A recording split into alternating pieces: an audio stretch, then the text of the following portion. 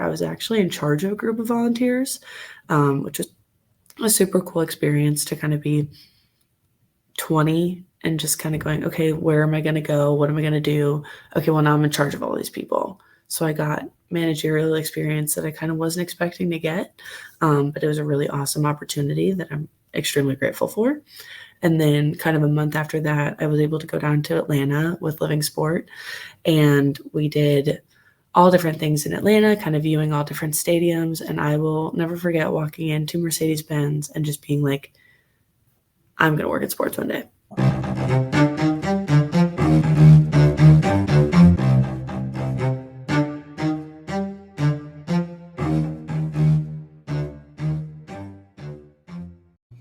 Welcome to episode 139 of The Route, presented by White Whale Marketing. The Route is a glorified sports business coffee chat that is a new guest every episode as they share their experiences and route in sports. As always, I'm Christopher Nascimento, and let's get started. Before we begin, just a couple things to cover before we get into today's guest. First, if you're watching us on YouTube, you can see the top hand corner here. It says The Route. Underneath that, it says at The Route Sports. So that is our handle on all social media platforms, most importantly, LinkedIn. So unlike other podcasts where it's primarily just TikTok, Instagram, Facebook, Twitter, etc., LinkedIn is where our home base is at, where you can engage with myself, the guests, people who follow, and it's a great way to expand, start, or even just grow your network. So check us out there at The Route Sports. We've kind of released the episode in a little magazine cover that's unique for each guest, where you can get a little tidbit in regards to what that episode is about. And then building on that, just the more traditional social media platforms like the ones I mentioned, you can check us out there, where we post little clips and trailers regarding the episode, so you can maybe have a little peek in regards to that week's guest. So check us out there at The Route Sports. And then, as I mentioned at the beginning of that, if you're watching us on YouTube, it's underneath the White Whale Marketing YouTube channel. So it's White Whale MKTG. And we have the Route playlist there where you can see the last 60 to 80 episodes or so that have been on LinkedIn and YouTube with video. So you can check us out there. And once you're doing that too, as I said, we're on audio as well, where that's Spotify, Apple, all the major platforms, Amazon, Google. And once you're doing that, just remember to follow, subscribe, rate 5 stars, as it allows the podcast to grow a little bit easier. But with that now said, we can get into today's guest. I'd now like to welcome someone who's playing a big role for both an NBA and NFL franchise, live event coordinator at the New Orleans Pelicans and Saints, Jessica Weinberg. Welcome to The Route. How's it going? I'm well. How are you? Yeah, not too bad. Thanks for joining me. Thank you for having me. Yeah, of course. So as I think, the last 140 or so episodes have gone, take me through your route. So what made you interested in sports business? How did you pick your school, and how did you end up into the role you're in now? Yeah, so I have been in love with sports my entire life.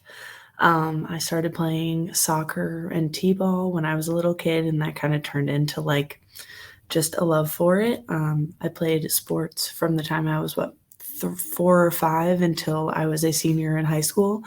Come senior year, kind of decided I didn't know if I really wanted to continue on with sports. I was rowing at the time, and I got an offer from 2 different universities to go row at the D1 level, and kind of decided, okay, maybe this is something I want to see how it goes in the collegiate aspect. So I went on to Indiana University, rowed D1 there just for my first year. Ended up getting a concussion my first semester at Indiana, and kind of put my actual sports career to a halt. Kind of sat back going, well, I'm a pre-marketing major. I don't really know what I want to do. I knew a career in sports could be a thing, but I didn't really know if it was for me. Took a step back and realized that the one kind of stable thing that I had until that point was now not something that I could have anymore. And so I decided to make sports my career. So I, second semester freshman year, switched my major to sports marketing. And my biggest thing was, how can I get as much experience as possible before I leave college? Shout out to anyone out there who is a good test taker. I am not one of them. And I always knew that I would learn best from experience, not necessarily from sitting in a classroom and learning. So that first semester, I went down to Orlando and volunteered with the Pro Bowl to kind of see maybe this is something I want to do, but I kind of wanted to confirm it. So I went down and I worked the Pro Bowl for just a weekend, realized this is something I really, really, really want to do with my life. But I didn't know what kind of path in sports I wanted to take because there are so many options. And so that summer, right after my freshman year, I got a ticket sales internship with IU Athletics. I was the only sophomore. It was me and four senior boys. Going into it, a lot of people were like, freshmen don't need to get internships. Freshmen don't need to do this. Sophomores don't need to do that. But like I said, I knew for me, it was all about experience and how much experience I could get going into the real world after graduation. So I stuck with my ticket sales internship, ended up exceeding my sales goals of 20K and ended up selling about 23.3. We solely did football sales. So just single game, group, premium, but only for Indiana football. And so I had that experience that summer and was kind of like, I like working with people, but my thing was I really loved learning why people were coming back to Indiana football. I wasn't as much revenue driven as I probably should have been. But I loved sitting there for hours talking to people about like, why are you coming out to Indiana football? What inspires you? What do you see being like a perfect game day at Indiana? So I kind of forgot a lot of the times I had to hit 80 to 100 phone calls a day because I got caught up in conversations of why people wanted to be there. Ended up realizing maybe ticket sales isn't the best route for me. And so I, starting that fall, worked with the Indiana marketing department, having office hours a couple times a week and then being hands-on for every game. And I kind of realized, okay, this is more my speed. This is more where I really see myself excelling in, and really kind of where I see myself going. And so I worked with the marketing department until that spring. And if anyone knows anything about spring of 2020, the pandemic kind of came and shut everything down. And I had an internship that summer lined up that ended up getting canceled. And I, like many others, was at a halt of, well, what do I do now? And so I did the best thing that I thought I could do. I added on more classes and did more schooling online to kind of get myself ahead. And I got on the phones with people. I knew that I didn't know everything about all the different career paths out there, and kind of similar to what we're doing now.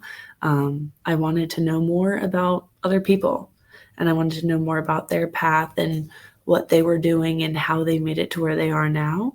And I got a lot of really great mentors out of that. And I got to know some really great people at the industry and just different areas, whether that be business intelligence to ticket sales to game experience to, partnerships. So I really got to get to know a lot of people. I did kind of, to track back a little bit, I worked the Super Bowl right before the pandemic. So kind of coming out of that summer, I knew that that was something that I wanted to do again. And all of my classes were online with what ended up being what I thought was my junior year.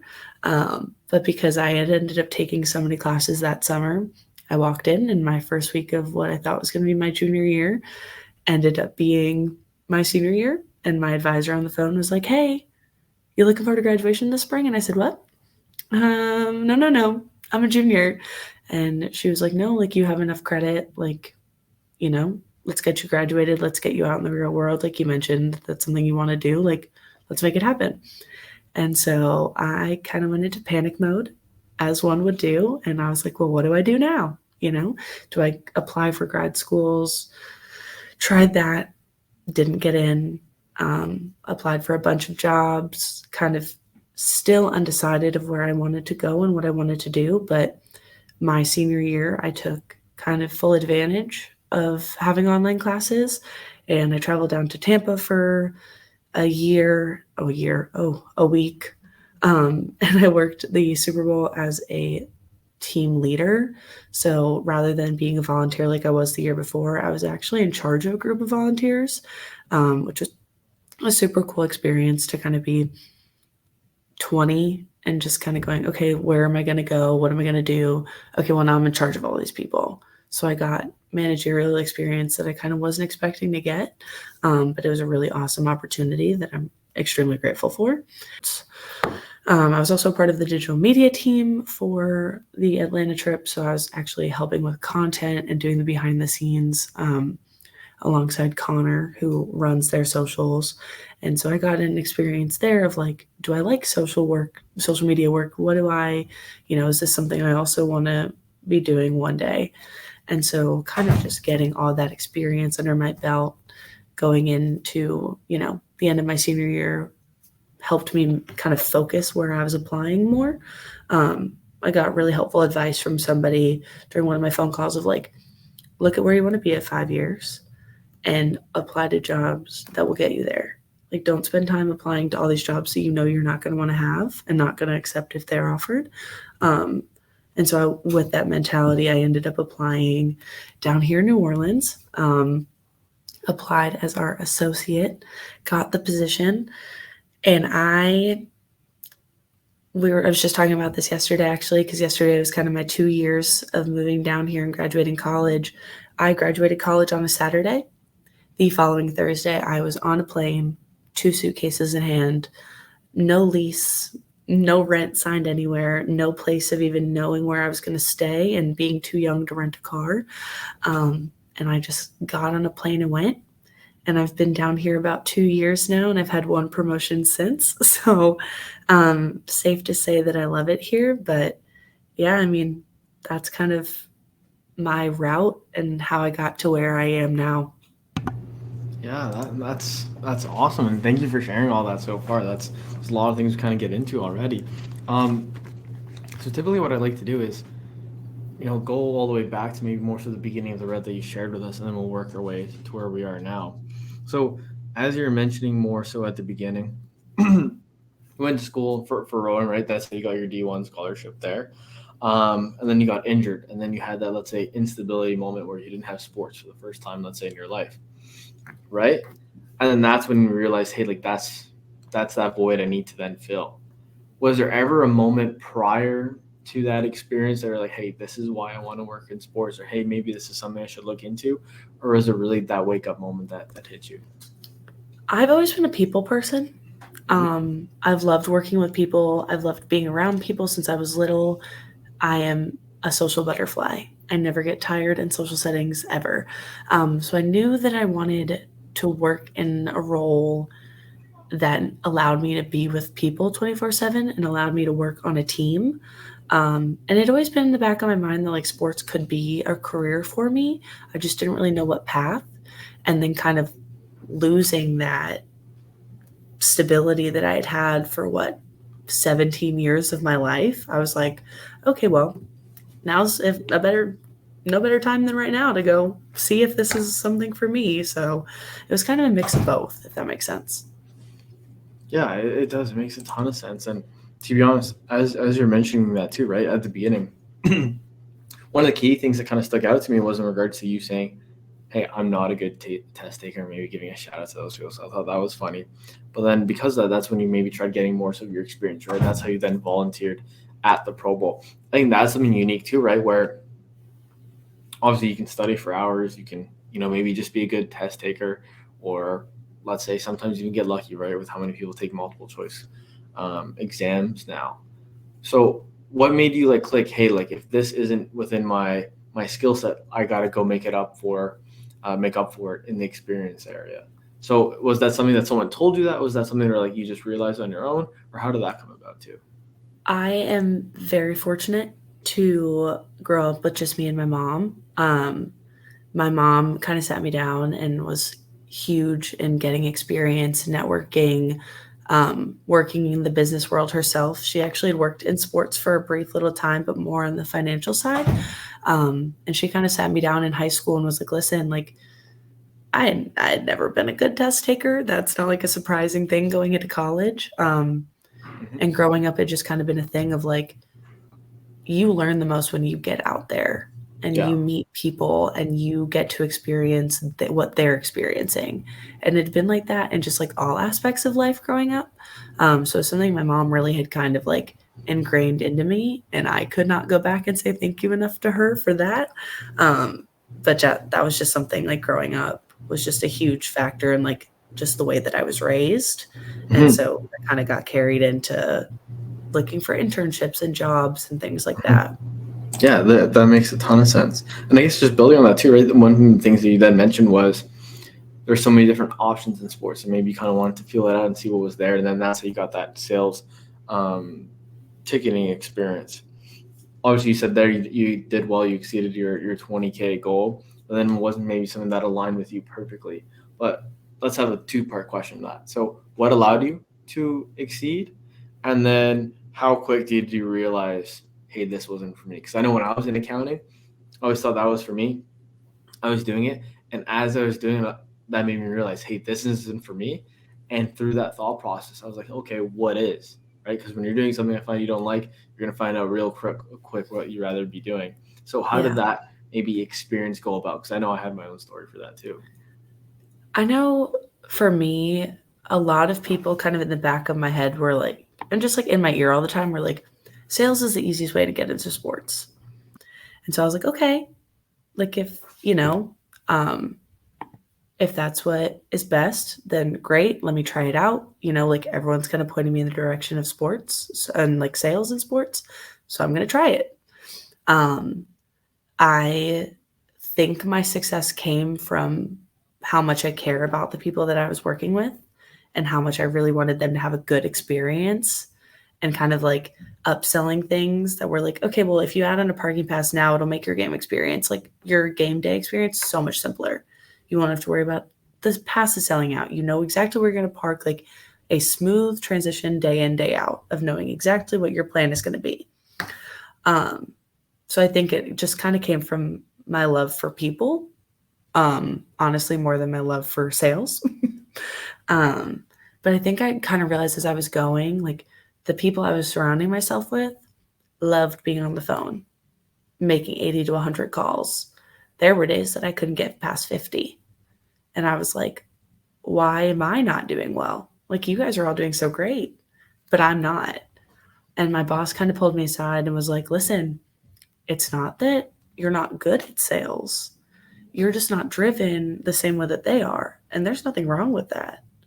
But I think through conversations with her and like conversations that I was having, like just on my own about where I saw myself going, it was just kind of realizing, well, I'd rather not kind of force myself to feel like I have to be good at something rather than going and finding an area of sports where my strengths will speak for themselves. If that, yeah.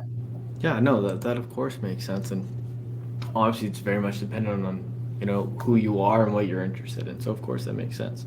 I guess then just building on that too, right? You had that realization, hey, it wasn't for me. I know you then said marketing was more so, but then what then came up was the pandemic, right? So your experience that was about to be lined up kind of fell through, and you had to make up for it. What was your initial thought process through all that? Because I know for myself, I was done university. I was going through a bunch of interviews. I was just trying to remember everything. I was going through my interview processes. I had a bunch lined up. I was in maybe the final rounds for some. I was going to Toronto to have some more. Just being here in Canada, and then as I arrived in Toronto, boom, everything kind of shut down. My phone blew up saying, "Hey, this networking event was canceled."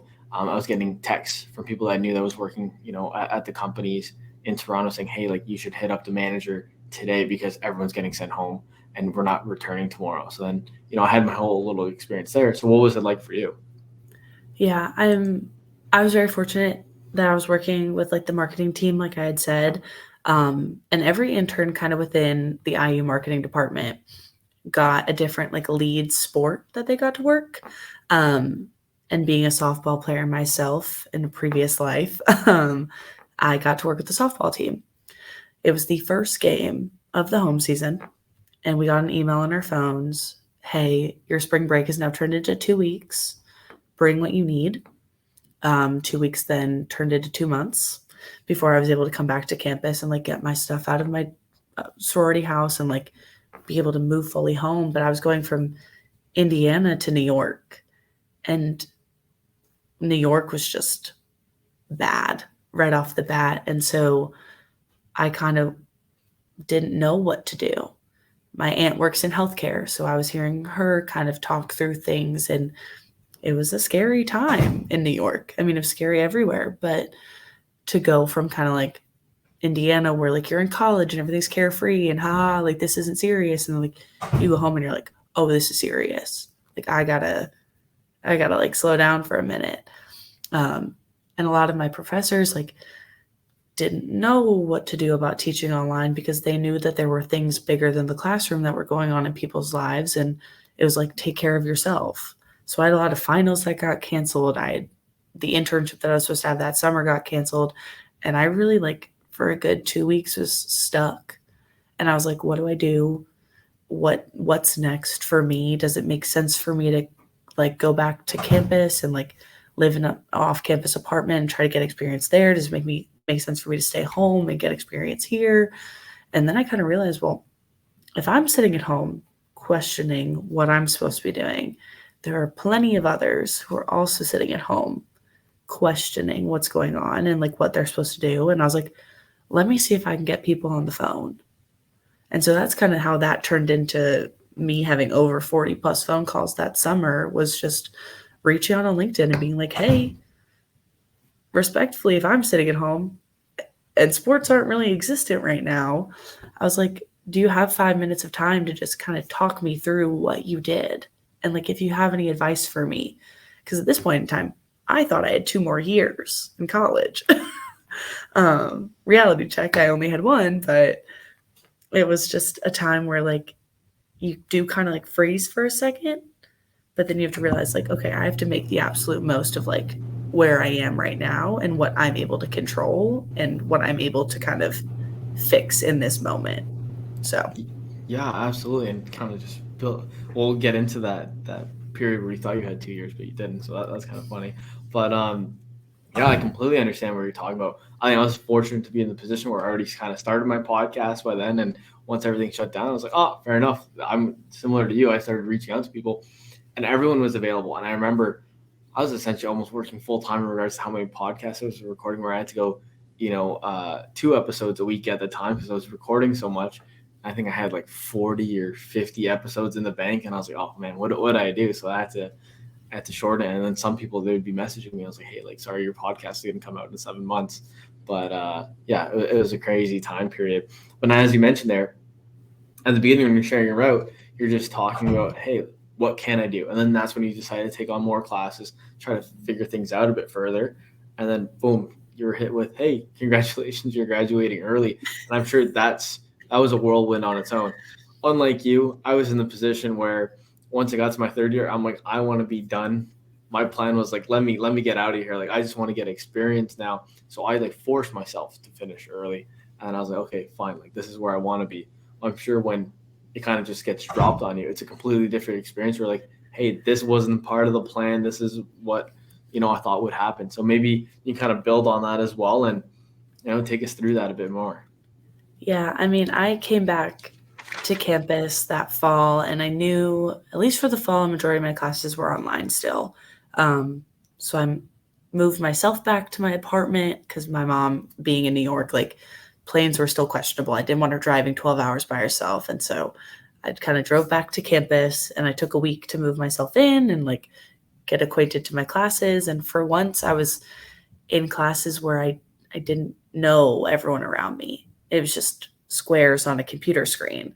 Um, so I was kind of like, okay, well, like this year is not going to be, the greatest, but at least I'll have a normal senior year. I didn't have a normal sophomore year.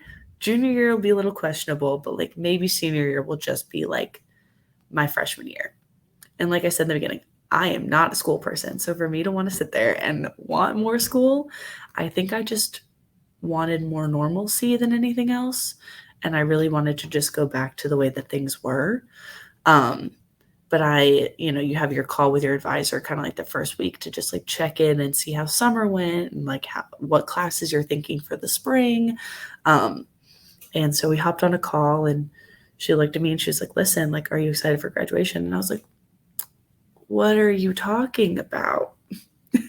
I'm not like I don't what I'm just thrown off. Like I didn't know what to think. I didn't know what to do. And I kind of was just stuck. And instead of being like excited and anticipating what how great the senior year was, I was kind of overwhelmed. I was like, I don't want to go out of college on this note. Like I want to keep getting experience. I want to keep, learning. I've also in this last year and a half have realized that everything happens for a reason. And I ended up, obviously loving where I'm in now. And I couldn't have asked for a better kind of transition because even my friends who were seniors a year later were like, it's still not what we would consider normal. So, in a way that I was fortunate, I kind of got it out of the way and similar to you, got out there and was able to get more experience. So, it was a little bittersweet, but it was kind of, I wish I was more excited in that moment looking back at it. Like, I wish I kind of like let it soak in and was like, okay, this is a good thing. Yeah, absolutely. I can only imagine what it was like because I finished university before the pandemic took place. So I was fortunate that, my university experience was the same from start to finish. Whereas I know I had friends who maybe had the semester afterwards when I was, supposed to be graduating or, the ones that kind of continue on afterwards where I have one friend now. He's never even stepped on campus, and now it's his goal. He's like, I plan on never stepping on campus, and then that being my university degree. I was like, okay, fair enough. But I Yeah. guess kind of then building on that, as you said, right? You went to go get your experience, and everything happens for a reason. One of the things you then just took on was the living sport experience, and I know before we kind of started recording, I was chatting to you about that because, funny enough, whenever this was 2020, I'm assuming beginning of the pandemic, I myself, when I had my personal brand and I was doing, the podcast and esports streaming while I was working, full time, I ended up partnering with Living Sport to do a 32 school, esports tournament, 16 Canadian, 16 American, and it was kind of a networking event while people were playing video games that were relating to sports. So that's how I met Alicia, who was part of Living Sport, and I learned about it. I thought it was a very cool experience. So I wanted to maybe get into that. What was your Living Sport experience like a bit further? How did you maybe find out about it? Or also what it is for, I guess, those that don't know to start. Yeah. So Living Sport is a company run by Alicia. Um, and it provides basically opportunities for people who are interested in sports to kind of get out there and get hands-on experience. Um, I loved I loved my trip. I went to Atlanta for a week. We toured every big stadium. We saw things with the Braves. We saw things with the Falcons and the Hawks, and you get to meet people who work for those individual teams and hear their stories and get tours of the arenas and things like that. Um, and then we actually went down to Alabama and worked with the Rocket City Trash Pandas for 2 days. And so we got to learn about areas of sports that honestly I kind of oversaw and overthought, like I didn't think about. Food and beverage, merchandise, kind of the different areas that like aren't as often talked about. There are things that when you go to a game and you go to an arena, like you see it everywhere, but you kind of maybe forget that like, oh, that could be a job in sports. Um, and so I actually got the cool opportunity to work within the merchandise area for the first half of the day, and then I worked over in food and bev for the second half. And it opened my eyes to so many things that I just hadn't thought about. Also, not to say that I'm going to go work in food and beverage or merchandise, but all respect to everyone who does. Um, but it was an amazing opportunity. I was on the digital media team. So I was able to kind of film some content with a smaller group of people. And I actually made a vlog of my entire experience. And I made it a goal for myself at the beginning of the trip of like, I want to become more outgoing and more comfortable in front of a camera because kind of no matter where I'm going to be, like I wasn't always the most comfortable with public speaking in front of a lot of people. And I wanted to be more comfortable in that kind of area and strengthen that skill set while I could in a space that I felt comfortable in. So I started our daily vlog and I made a kind of compilation vlog video at the end of the trip that was about 8 minutes and can be found on my Instagram. But I just every day would interview my friends and I would film content of us just being silly and having fun and showing the behind the scenes of what that trip was, whether that be us singing karaoke in the bus or us getting tours of all the different stadiums. And by the end, I kept up with my goal and I vlogged every day. And by the end, I loved being in front of the camera. And now I can public speak honestly without a problem. Yeah, no, that's awesome. It's almost kind of just pushing yourself into the deep end, taking that jump where, I'm not a fan of being on camera either, but the podcast and whether it's stuff for my company going on, reels, you have to do it, and once you do it, you just get better at it, right? You're never going to be, as good as you are the hundredth time the first time, right? The first time's always going to be worse than the hundredth is what that means. So no, that makes a ton of sense, and I'm sure it's a great experience as well, just to kind of get you out there. And I guess then transitioning to that, how did your current role come about? I know you said you applied to it, but what was it like when you first started? And maybe you can also share what your day to day is like for both franchises. Yeah, so I had applied for this job Easter morning of 2021. Um, I had actually applied through Teamwork Online and realized when I was just on my computer that morning that my application hadn't gone through, and I was like, "Oh no!" And I went right to the website and I filled out my application, submitted it. Within 2 weeks, I had realized in that time that my email was wrong on my resume, which I highly suggest is a learning experience on my end, to just double check everything before you submit it. But I had something in my gut telling me to check that email account in like mid-April. And so I went on and I had an email about getting a first round interview with this company that I'm with now, States Pelicans. And at that time, I was kind of in between two different companies. The more I interviewed with the Saints and Pelicans, I had 2 interviews, and then I had a project that I had to do, which I had never gotten a project for a job before. So it was kind of cool to kind of experience what I was actually going to be doing in that role and kind of giving me a heads up of like, this is what it might look like for you when you get here. And I was like, okay. So I ended up kind of throughout the process with both teams that I had been applying for, with the Saints and Pels and then another team within hockey, actually. I had realized that I really wanted to come down to New Orleans, and I really loved the team that I would be working for. And I was just excited and really hopeful that I was going to get it. And I felt super comfortable throughout the process, and I felt like I already fit in. And that's something I hadn't really felt in a lot of my other first round interviews. So I kind of knew that, something in my gut was telling me, like, you're probably going to end up in New Orleans. And it was kind of back to like my little story of moving down here. I had all of my finals the Monday. I was moving out of my apartment Tuesday, drove home Wednesday, graduated that Saturday, and then the following Thursday I was on a plane with a suitcase or 2 in hand. No lease, no rent, nothing figured out. Just kind of getting right into it. My boss at the time was like, "Hey, I want you to come down by our last game. Can you be here in 2 weeks?" And I was like, "I can." Ended up working my first ever Pelicans game that Saturday. And the rest is kind of history. I mean, I spent about 7 months as our associate. So doing a lot of paperwork, but also our team at the time was really small.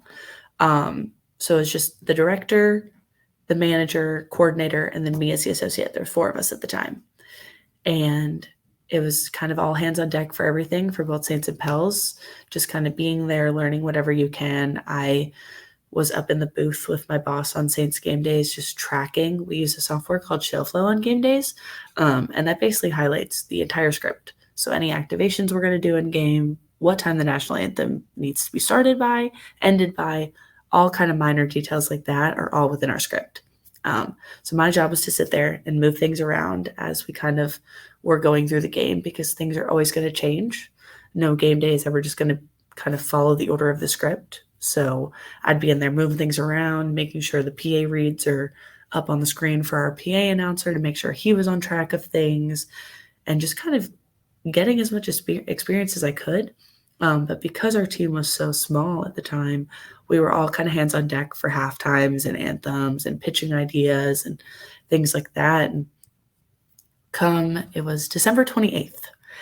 I got a call from my boss and he was like, "Hey, can you hop on Teams real quick?" And I was like, "Okay, yeah, for sure." We were still kind of working remote at the time. Um, got on a call with him and he was like, "Hey, so we've been hiring a live entertainment manager, but we actually are going to make the position a coordinator job and it's yours if you want it." And I wanted nothing more at the time to stay in New Orleans. And I was like, yes, immediate yes. Probably the quickest yes I've ever given. Um, and so that's kind of January 3rd. I started in the role that I am in now, and that's of 2022. So I'm about a year and almost a year and a half into the role now, which is crazy.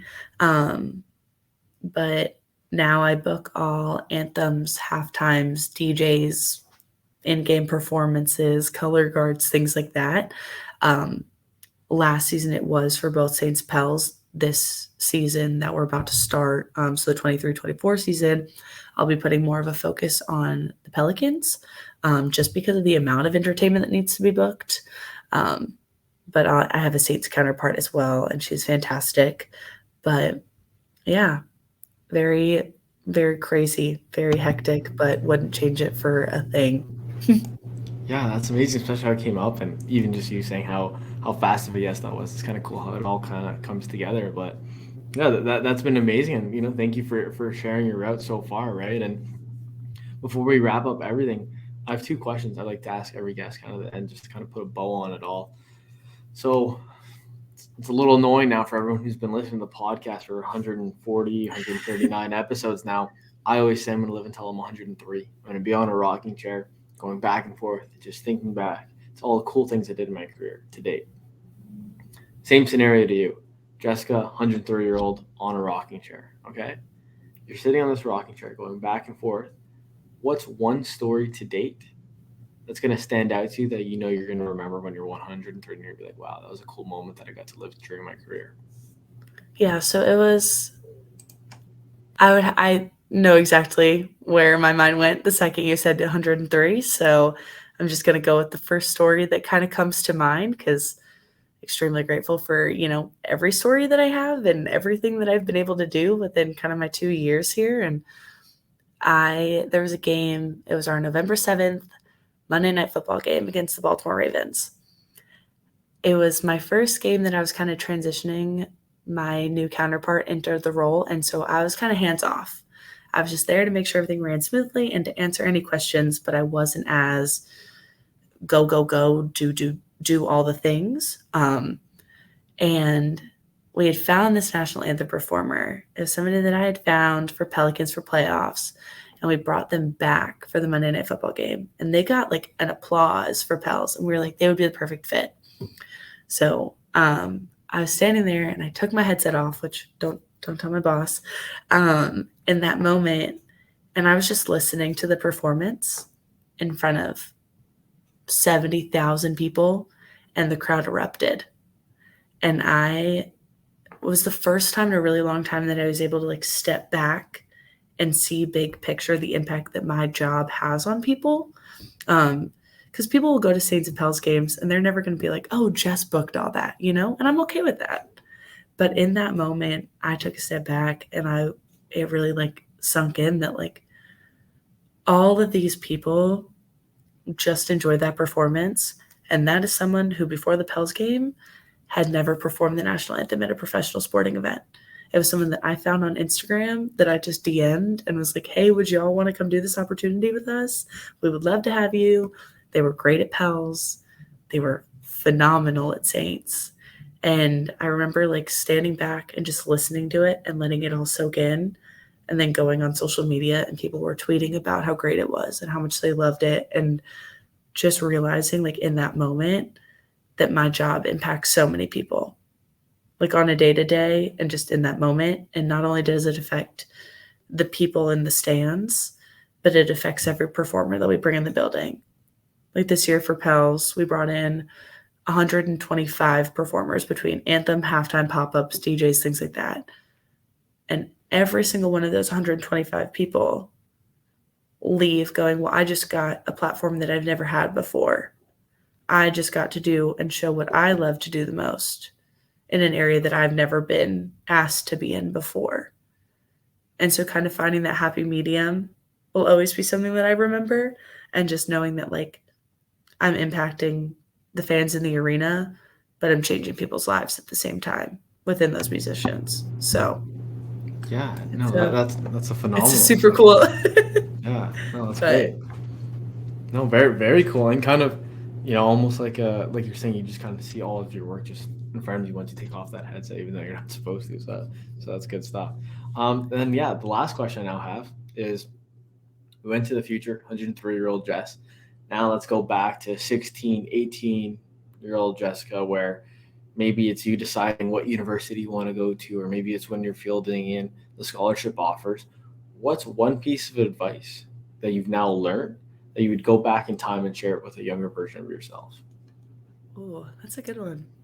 I think I would go back and just tell like 16-year-old me that there's not a room you're not welcome in. Being a female in sports, sometimes a lot of people will stand there and tell you that, like, you're not welcome here. It doesn't make sense for you to be here. Go find like a profession that makes more sense. And I would look at 16-year-old me and I would be like, there is not a room that you are not welcome in, and there's not a table that you can't sit at. Because little me was terrified of what other people would think, or are people going to think I'm too, not girly enough because I want to work in sports. But now looking back at it, I feel my most powerful when I'm in sports. Though I'm surrounded by women on a day-to-day basis. I work at a company where we're owned by a woman, and I get to do everything that I'm doing under a president who's a woman, a VP who's a woman, my director, my senior coordinator. All of us are females. And so looking back at it, I would tell little me that, like, there's not a place that you can't come in. And if they tell you that you can't, you fight them back on it and you make a seat at that table, because you will be welcome there one day. And now I get to look back at it and be like, it's all happening. So yeah, I think that's what I would tell little me. Yeah, no, that's awesome. Kind of full circle moment, I guess, right? And that's why I like to ask those two questions at the end, because it just brings it all together. And that's a great piece of advice as well, and very cool to see like the team that you have around you as well to look up to, and hopefully maybe inspire others in the future as well. But yeah, Jessica, thank you so much for sharing your route. And unless there's anything else you'd want to share, I think that's about it for this week's episode.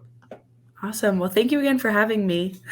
Yeah, absolutely. Well, that's it for episode. What are we at? 139. I checked the notebook. So lots of episodes, a lot of great content, and thank you for Jessica for now being one of those. And stay tuned for next week's episode. Thank you.